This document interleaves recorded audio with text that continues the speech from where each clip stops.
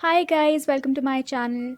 आज एक बहुत ही यमी स्नैक रेसिपी आपके साथ शेयर करने वाली हूँ। सूजी से बनाएंगे हम इसे और बहुत जल्दी बन जाता है, ज़्यादा मेहनत नहीं लगती इसे बनाने में। तो चलिए फटाफट से इसे बनाना शुरू करते हैं। पहले एक बोल में डालेंगे हम 1 कप सूजी यानी कि रवा। फिर इसमें डालेंगे 1/4 कप कटे हुए प्याज।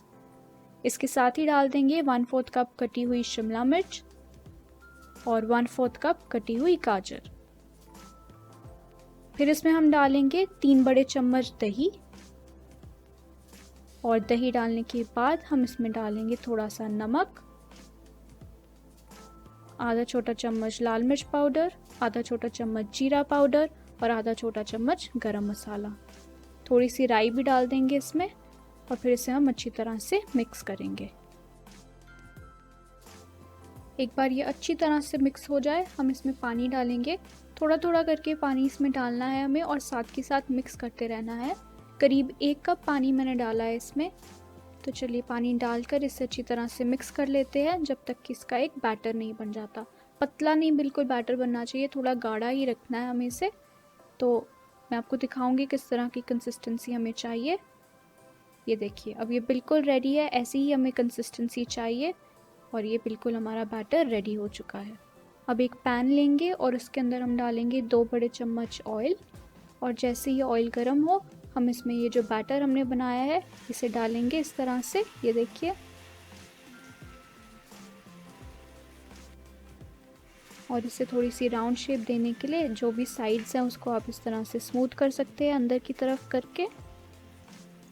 और अब इसे हमें ढक कर पकाना है। लो हीट पर बिल्कुल पकाएंगे, स्टोव की आंच जो है वो बिल्कुल कम कर दीजिए और फिर जब तक ये नीचे से ब्राउन नहीं हो जाता हम इसे कुक करेंगे।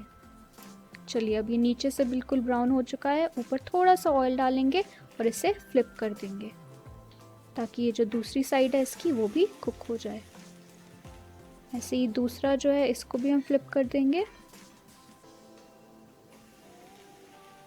और अब इसे फिर से हम ढककर जो दूसरी साइड है उस पर पका लेंगे।